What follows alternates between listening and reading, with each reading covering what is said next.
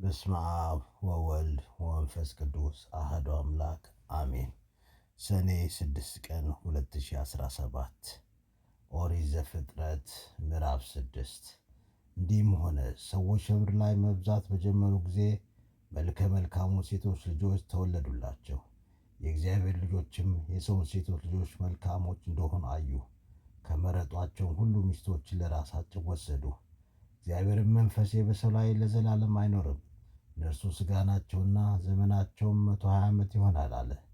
በእነዚያም ወራት ረአይት በምድር ላይ ነበሩ። ከዚያም በኋላ እግዚአብሔር ልጆች ወደ ሴቶች ልጆች በገቡ ጊዜ ልጆችን ወለዱላቸው። እነርሱም በድሮ ዘመን ስማቸው ያስጠሩ ኃያላን ሰዎች ሆኑ። እግዚአብሔርም ሰዎች ክፉ ሥራ በምድር ላይ እንደበዛ የልባቸው ሐሳብ ምኞትም ሁልጊዜ ፈጽሞ ከንቱ እንደሆነ አየ። እግዚአብሔርም ሰውን በምድር ላይ በመፍጠሩ ተጸጸተ፣ በልቡም አዘነ። እግዚአብሔርም የፈጠርሁትን ሰው ከምድር ላይ አጠፋለሁ፣ ከሰው እስከ እንስሳትና አራዊት እስከ ተንቀሳቃሽም እስከ ሰማይ ወፍም ድረስ ስለፈጠርኳቸው ተጸጽቻለሁ አለ። ኖኅ ግን በእግዚአብሔር ፊት ሞገስን አገኘ። የኖኅ ትውልድ እንዲህ ነው። ኖኅም በትውልዱ ጻድቅ ፍጹም ሰው ነበረ። ኖኅም እግዚአብሔርን ደስ አሰኘው። ኖኅም ሦስት ልጆችን ሴምን፣ ካምን፣ ያፌትን ወለደ። ምድርም በእግዚአብሔር ፊት ተበላሸች፣ ምድርም ግፍን ተመላች። እግዚአብሔርም ምድር እንደተበላሸች ሥጋን የለበሱ ሁሉ በምድር ላይ መንገዳቸውን እንዳበላሹ አየ። እግዚአብሔር አምላክም ኖኅን አለው፣ የሰው ሁሉ ጊዜው በፊቴ ደርሷል። ከእነርሱ የተነሣ ምድር በግፍ ተመልታለችና እኔም እነሆ ከምድር ጋር አጠፋቸዋለሁ። ባለ 4 ማዕዘን የእንጨት መርከብን ለአንተ ሥራ፣ በመርከቢቱም ክፍሎች አድርግ፣ በውስጡም በውጭም በቅጥራን ለቅልቃት። መርከቧን እንዲህ ታደርጋታለህ። የመርከቢቱ ርዝመት 300 ክንድ፣ ወርዷ 50 ክንድ፣ ከፍታዋ 30 ክንድ ይሁን። ለመርከቢቱም መስኮትን ታደርጋለህ።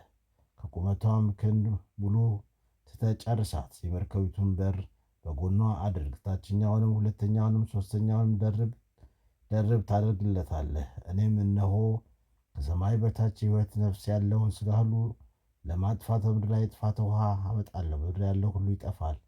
ቃል ኪዳኔንም ከአንተ ጋር አጸናለሁ። ወደ መርከብም አንተ ልጆችህና ሚስትህን የልጆችህን ሚስቶች ይዘህ ትገባለህ። ከእንስሳ ሁሉ ከተንቀሳቃሽ አራዊትም ሁሉ ሥጋ ካለው ሁሉ ከአንተ ጋር ትመግባቸው ዘንድ ከሁሉም ሁለት ሁለት ወደ መርከብ ታገባለህ። ተባትና እንስት ይሁን። ከወፎች ሁሉ በየወገናቸው፣ ከእንስሳ ሁሉ በየወገናቸው፣ ምድር ላይ ከሚሳቡ ተንቀሳቃሾች ሁሉ በየወገናቸው ከአንተ ጋር ይመገቡ ዘንድ ከሁሉም ሁለት ሁለት ወንድና ሴት እየሆኑ ወደ አንተ ይግቡ። ከሚበላውም የመብል ዓይነት ሁሉ ለአንተ ውሰድ፣ ወደ አንተ ትሰበስባለህ። እርሱም ለአንተ ለእነርሱም መብል ይሆናል። ኖኅም እግዚአብሔር አምላክ ያዘዘውን ሁሉ አደረገ፣ እንዲሁ አደረገ። የማቴዎስ ወንጌል ምዕራፍ 6። ለሰዎች ትታዩ ዘንድ ምጽዋታችሁን በሰዎች ፊት እንዳታደርጉ ተጠንቀቁ፣ ያለዚያ በሰማይ ባለው በአባታችሁ ዘንድ ዋጋ የላችሁም። ምጽዋታችሁን በምታደርጉበት ጊዜ ግብዞች ሰዎች ዘንድ ሊመሰገኑ በምኵራብና በአውራ ጎዳና እንደሚያደርጉት በፊታችሁ መለከት አታስነፉ። እውነት እላችኋለሁ ዋጋቸውን ተቀብለዋል። አንተስ ምጽዋትህን በምታደርግበት ጊዜ ቀኝህ የምትሠራውን ግራህ አትወቅ። ምጽዋትህ በስውር ይሁን፣ በስውር የሚያይህ አባትህም በግልጽ ዋጋህን ይሰጥሃል።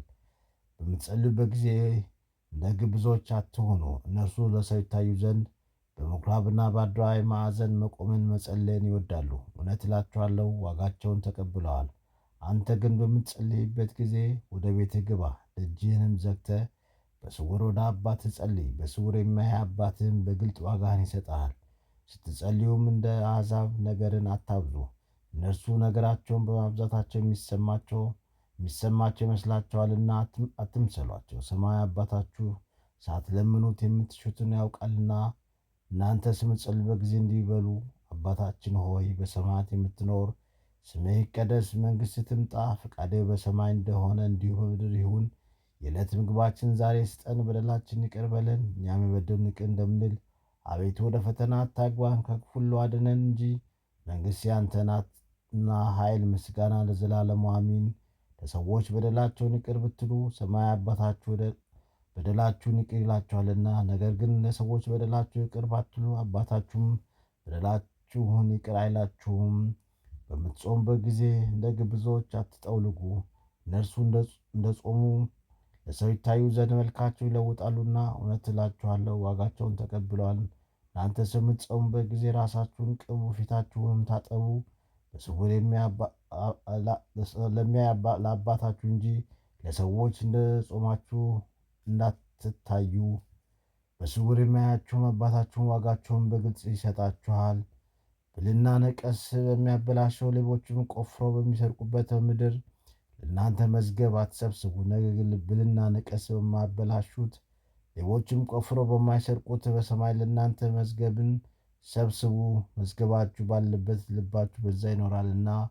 የሰውነት መብራቱ ዓይንህ ነው። ዓይንህ ብሩህ ቢሆን ሰውነት ሁሉ ብሩህ ይሆናል። ዓይንህ ግን ታማሚ ቢሆን ሰውነት ሁሉ ጨለማ ይሆናል። በአንተ ላይ ያለው ብርሃን ጨለማ ከሆነ ጨለማው እንዴት ይበዛ! ለሁለት ጌቶች መገዛት የሚቻል አገልጋይ የለም። ያለዚያ አንዱን ይወዳል፣ ሁለተኛውንም ይጠላል፣ ወይም ለአንዱ ይታዘዛል፣ ለሁለተኛውም አይታዘዝም። እንግዲህ እግዚአብሔርና ለገንዘብ መገዛት አትችሉም። ስለዚህም እላችኋለሁ ለነፍሳችሁ በምትበሉት በምትጠጡት፣ ለሥጋችሁም በምትለብሱት አትጨነቁ። ነፍስ ከምግብ አትበልጥምን? ሥጋስ ከልብስ አይበልጥምን? የማይዘሩና የማያጭዱ በጎተራ የማይሰበስቡ የሰማይ ወፎችን ተመልከቱ፣ ሰማያዊ አባታቸውም ይመግባቸዋል። እናንተ ከእነርሱ እጅግ ትበልጡ የለምን? ከእናንተ ተጨንቆ በቁመቱ ላይ አንድ ክንድ መጨመር የሚችል ማን ነው? ስለ ልብስስ ስለምን ትጨነቃላችሁ? የምድረ በዳ አበቦች እንዴት እንዲያድጉ እዩ፣ አይደክሙም፣ አይፈትሉም። ነገር ግን እላችኋለሁ ሰሎሞንስ እንኳ በዚያ ሁሉ ክብሩ ከእነዚህ እንዳንዱ አልለበሰም። እግዚአብሔር ግን ዛሬ ያለውን ነገውን እንደ እሳት ምድጃ የሚጣለውን የምድረ በዳ ሣር እነሆ እንደዚህ የሚያለብሰው ከሆነ እናንተ ሃይማኖት የጎደላችሁ እናንተንማ ይልቁን እንዴት! እንግዲህ ምን እንበላለን? ምንስ እንጠጣለን? ምንስ እንለብሳለን ብላችሁ አትጨነቁ። ይህን ሁሉ አሕዛብ ይሹታልና፣ ለእናንተ ግን ሰማይ አባታችሁን ይህን ሁሉ እንድትሹ ያውቃል። እናንተስ አስቀድማችሁ የእግዚአብሔርን መንግሥት ጽድቁንም ፈልጉ፣ ይህ ሁሉ ይጨመርላችኋል። ለነገ አትጨነቁ፣ ነገ ለራሷ ታስባለችና ለቀኒቱ ክፋቷ ይበቃታል። መዝሙረ ዳዊት አርብ ምዕራፍ 111 እግዚአብሔርን የሚፈራ ሰው ትእዛዙ እጅግ የሚወድ ሰው ብፁዕ ነው። ዘሩ በምድር ላይ ኃያል ይሆናል። የጻድቃን ትውልዶች ይባረካሉ። ክብርና ባለጠግነት በቤቱ ነው፣ ጽድቁም ለዘላለም ይኖራል። ለቅኖች ብርሃን በጨለማ ወጣ። እግዚአብሔር መሐሪና ይቅር ባይ ነው፣ አምላካችንም ጻድቅ ነው። ሩሩህ ይቅር ባይና ቸር ሰው ነገሩን በፍርድ ይፈጽማል፣ ለዘላለም አይታወክም። የጻድቅ መታሰቢያ ለዘላለም ይኖራል፣ ከክፉ ነገርም አይፈራም። በእግዚአብሔር ለመታመን ልቡ የጸና ነው፣ በጠላቶች ላይ እስኪሄድ ድረስ ልቡ ጽኑ ነው። ለዘላለም አይታወክም፣ በተነ፣ ለችግረኞችም ሰጠ። ጽድቁ ለዘላለም ይኖራል፣ ቀንዱም በክብር ከፍ ከፍ ይላል። ኃጢአተኛም አይቶ ይቆጣል፣ ጥርሱንም ያፋጫል ይቀልጣልም። የኃጥአን ምኞት ትጠፋለች። ስንክሳር ሰኔ 6 መነኮሰ አባ ቴዎድሮስ። አንድ አምላክ በሆነ በአብ በወልድ በመንፈስ ቅዱስ ስም ሰኔ 6 በዚህች ዕለት ከእስክንድሪያ ከተማ የሆነ መነኮስ አባ ቴዎድሮስ በሰማዕትነት ሞተ። ይህ የታመነና ንጹሕ ቅዱስ ተጋዳይ በእስክንድሪያ ከሚገኙ ገዳማት በአንዱ በመልካም ገድል ተጠምዶ ኖረ። ታናሹ አርዮሳዊ ቆስጠንጢኖስ በነገሰ ጊዜ አርዮሳዊ ጊዮርጊስን በእስክንድሪያ ሀገር ሊቀ ጳጳስ አድርጎ ሾመው። ሐዋርያው ቅዱስ አትናቴዎስን ከመንበሩ አሳደደው። ይህ አርዮሳዊ ጊዮርጊስ በማርቆስ ወንበር ላይ ሲቀመጥ ያን ጊዜ በአርዮሳውያን በእስክንድሪያ ምዕመናን መካከል ታላቅ መተላለቅ ሆነ። ሃይማኖታቸው የቀና ብዙዎች ምዕመናን ክብር ይግባውና በጌታችን በኢየሱስ ስም ተገደሉ። ከዚህ በኋላ ይህ አርዮሳዊ ጊዮርጊስ ለአባ ቴዎድሮስ እሱ አርዮሳውያን ተከራክሮ እንደሚያሸንፋቸው ከቅዱሳን መጻሕፍትም ማስረጃ በመምጣት ማስፈረድ ያሳፍራቸው ነበር። ያን ጊዜን መነኮስ አባ ቴዎድሮስን ይዘው በየአይነቱ በሆነ ስቃይ እንዲያሰቃዩ ታዘዘ። እንዲሁም አደረጉበት፣ ግን ምን ጉዳት አልደረሰበትም። ከዚህ በኋላ ኃይለኞች ሯጮች በሆኑ ፈረሶች ላይ እግሮቹን እጆቹን አስረው በሰፊ ሜዳ ውስጥ እንዳስሮጧቸው አዘዘ። ይህን ባደረጉ ጊዜ ሕዋሳት ሁሉ ተበጣጠሱ፣ ራሱም ተቆረጠች። እንዲህም ሆኖ ነፍሱን በእግዚአብሔር እጅ ሰጠ። ሦስት አክሊላትንም ተቀዳጀ። አንዱ ድንግልናውን ጠብቆ ስለመመንኮሱ፣ ሁለተኛ ሃይማኖትን ስለማስተማሩ ተከራክሮ መናፍቃንን ስለመመለሱ፣ ሦስተኛም ስለ ቀናች ሃይማኖት ደሙን በማፍሰሱ ነው።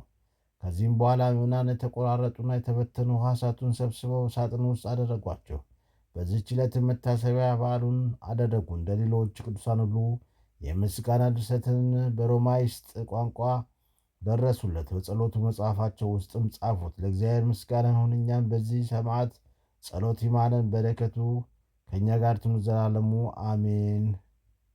በዚህች ዕለት የሀገረ መሪዎጥ 40 ሰማዕታትና የሌሎች 40 ሰማዕታት የመነኮስ ገብረ ክርስቶስም መታሰቢያቸው ነው። በረከታቸው ከእኛ ጋር ትኑር ለዘላለሙ አሜን።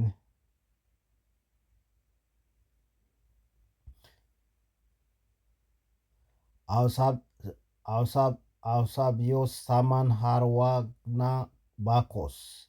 ዳግመኛም በዚህ ቀን አውሳብዮስ፣ ታማን፣ ሃርዋግና ባኮስ የተባሉ የአገረ እስና 4 መኮንን የዕረፍታቸው መታሰቢያ ነው። እነዚህ ቅዱሳን ለእስና አገር ምሰሶዎች ነበሩ፣ ጸሐፊዎቹም ነበሩ።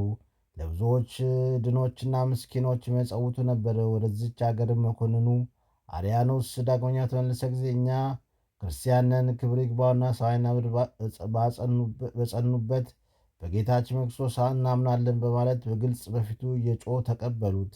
አርያኖስም ሰምቶ በየራሱ በሆነ ስቃይ አሰቃያቸው። ከዚህም በኋላ ራሶቻቸውን በሰይፍ ቆረጠ። ምስክርነትንም አክሊል ተቀበሉ። እግዚአብሔር ምስጋና ይሁን፣ በረከታቸው ከእኛ ጋር ትኑር ለዘላለሙ አሜን። አስጀምሮ ላስፈጸመን ለልዑል እግዚአብሔር ክብር ምስጋና ይሁን ለዘላለሙ አሜን።